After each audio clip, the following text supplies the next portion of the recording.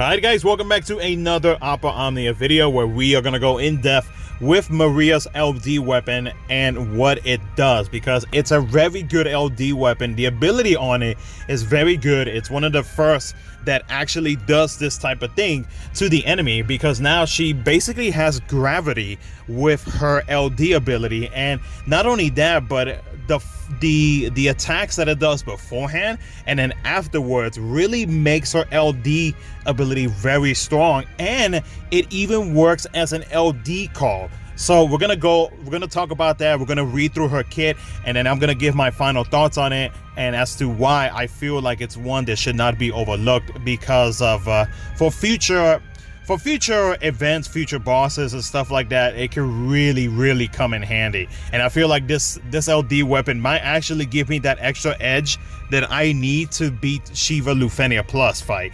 So we're gonna talk about all of that in this video. So as always, if you do enjoy it, make sure to hit that like button, subscribe for future content, and if you want to, either before or after the video, let me know your thoughts on Maria's LD weapon. So let's switch over to my Discord server where we have all the information for her LD weapon. So her LD ability, which is called Marked Shot, it has a max usage of 4. What it does is it recovers Brave to the party based on 30% of her own max Brave, and it is a 3 hits AoE ranged Brave plus AoE HP attack dealt 3 times with split HP damage. After each except for her last HP attack, it recovers Brave to herself based on 20% of the total HP damage dealt. When attacking a single target, an extra 60% Brave damage dealt, 150% overflow, and it recovers HP to the party based on 50% of the total HP damage dealt, with the recovery limit being at 50% of their max HP. It inflicts the enemies with the paired arrows debuff to all enemies for 6 actions. Now the debuff, what it does, and this is what really makes her shine, is this specific debuff. So what it does is when recovering Brave, it reduces the Brave recovered by 30%, and it grants it to Maria. It applies to Brave recovered values that are green in color. Now, basically what that means is that pretty much whenever the enemy does recover any type of Brave, especially those bosses that you know will recover a strong amount of Brave, Maria actually takes part of that, or 30% of it, of their Brave recovered, and gives it to herself. It would have been more broken if she would have not just given that to herself, but to the entire party, because that could actually help in preventing Maria or her teammates from getting broken. Now, it also has 20% HP damage taken up whenever you do damage to them. Before the target makes any type of action, it triggers the Haya ability. Now, what it does is it sets all non-broken targets Brave to 0. That is very strong. So even if they have like 100k Brave, right, or if they have 50k Brave and they're about to nuke you, this debuff automatically reduces their Brave to 0. That's how good of an LD ability this thing is. It recovers Brave to the party based on 30% of their own max Brave, and it recovers HP to the party based on 20% of their max HP. So it's a constant battery for Maria, which makes her like so much better now. Now, after Haya is triggered, it triggers another trap, which is called Otoya, which is a 5-hit range Brave plus HP attack. It allows for 150% Brave overflow. It recovers Brave to herself based on 30% of the HP damage dealt. It cannot initiate chase, and it reduces the duration of the paired arrows debuff by 1.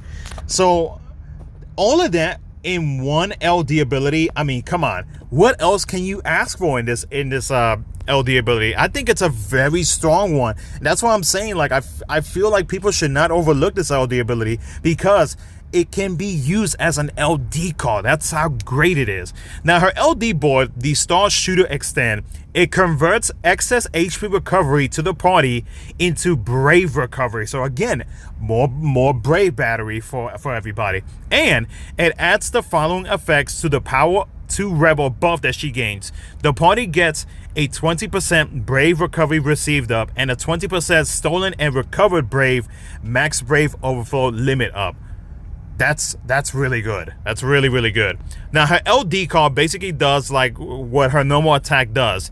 It inflicts the paired arrows to all enemies, and then when the target is afflicted with the paired arrows debuff, it triggers the trap before they make an action and then after they make an action. Now the effect, I believe, does last for about 2 turns if I'm not mistaken, or for 2, yeah, so it lasts for 2 actions. So if you can somehow make it where, like, let's take example, let's say if the enemy tends to break you a lot and it pushes you back a lot, you could take advantage of that on that unit. Like take example Owen, right? If Owen had the Maria LD buff and you were to get constantly broken, because obviously with Owen now, he is able to protect everybody on the party, so there's a possibility that he may or may not get broken. But if he does get broken, he's going to get pushed back, which means that that duration of that buff, that LD ability, lasts longer. Now take another example would be if the bosses delay you.